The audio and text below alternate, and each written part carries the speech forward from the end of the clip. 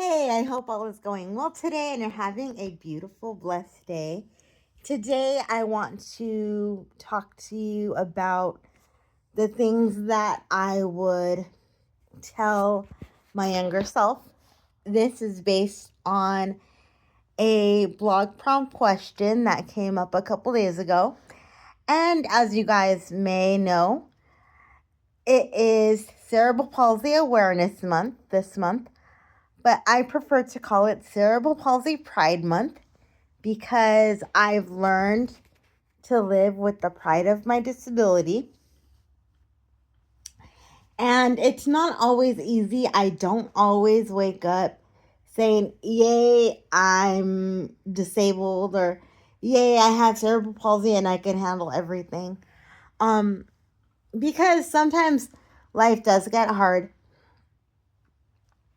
But there are a few things that I would tell my younger self. And when people tend to think about what you would tell your younger self, people tend to think about the things you would tell your teenage self or your little girl self. But I think of my younger self as those ages, but I also think of my younger self as in my 30s because, truth be told, I started living with the pride of my disability when I was 39 years old. So I would call that being a late bloomer for me. And I'm only speaking for myself the way I would speak about my own situation. But I would tell myself, number one, don't base your worth on what you look like. I based my worth on walking so much that I didn't know it at the time, but it was stressing me out. And I was constantly doing the things that I thought I was supposed to do. But I was just getting burnt out and resenting a lot of people, and I had a bad attitude. And number two, I would say that it'll take time and this is specifically a message to my 26-year-old self, 25 or 26. It'll take time for real representation of what a disabled woman actually is to show up in your life. But once you see the strength of somebody else, it'll encourage you to want to be that yourself in your own way.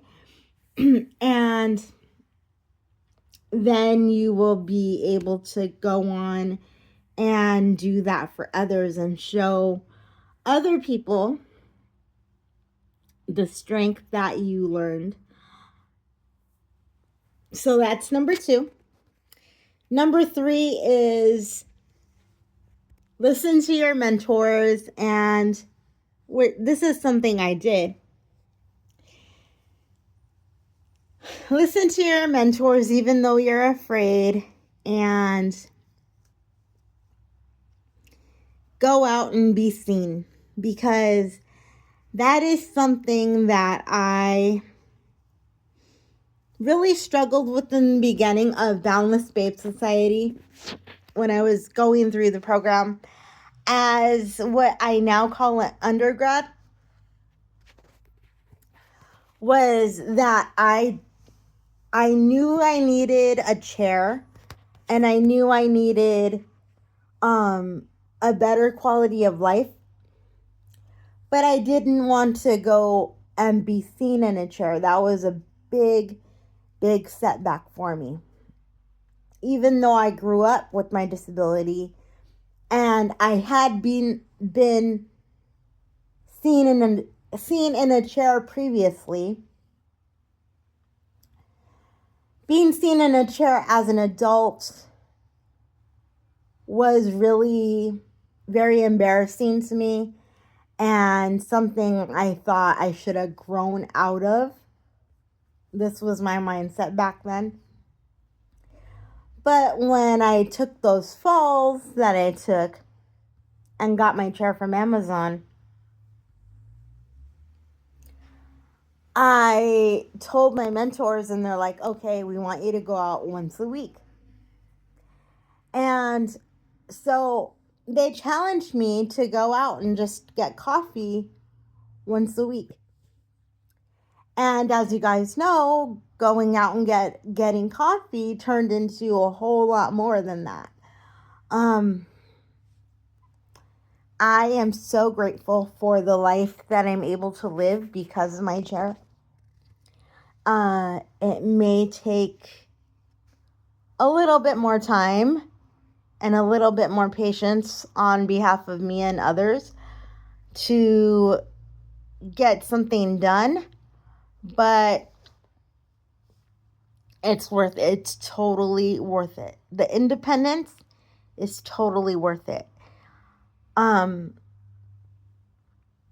So that's number 3. Number 4, I would say don't be afraid to meet people and tell them your story. But once you tell them your story, let them influence you.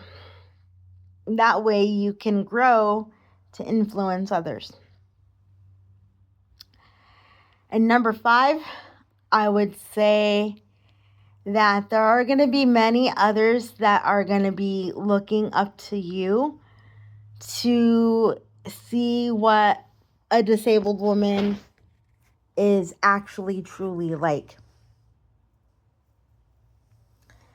I'm so blessed to be in the position I am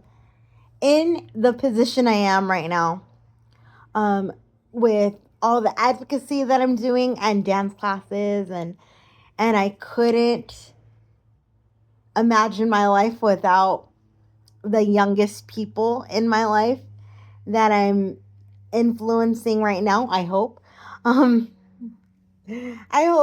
seen as a good influence. But I love this life, you guys, and there's so much stigma attached to disabilities, especially CP.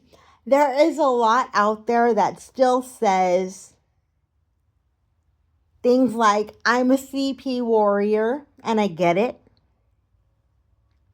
Or CP awareness, and I get that too. But there needs to be more things out in the world, like physically out in the world, that says I'm living with this thing instead of I'm fighting this thing or I'm winning the fight. Because life doesn't always have to be considered a fight when you have a disability. Sometimes, yes, it is, and sometimes we go through hell, and sometimes the things that we go through are things that we would rather not go through. But the mentality of, I think there's an ableistic mentality of us always suffering and us always having to overcome, and of us always wishing that we weren't disabled.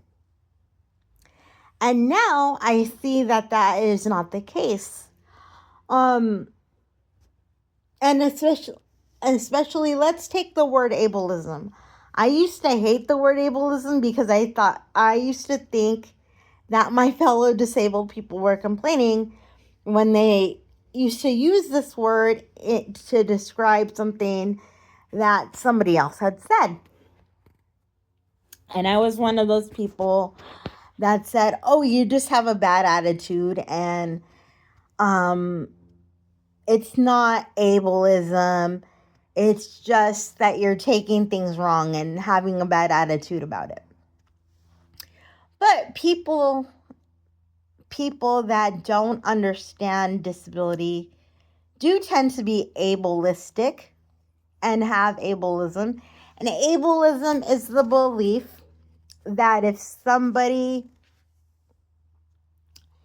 is in any other position except walking and outwardly healthy, that their quality of life is less than.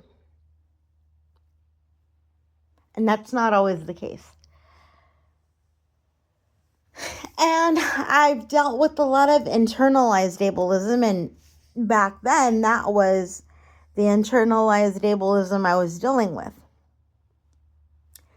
And now I'm trying to live in such a way where I'm not so much living with the internalized ableism, and I'm just literally trying to move through life the best I can and be used by God in ways that He would want me to be used. And guess what? You don't have to be physically healed on this earth to be used by God. And that is something that I've come to believe in my 40s. And like I said, I love my life now. So anyways, you guys, that's it for today. I'll talk to you later. This is episode 482. I published the PSA announcement that I did last week from dance class as episode 481.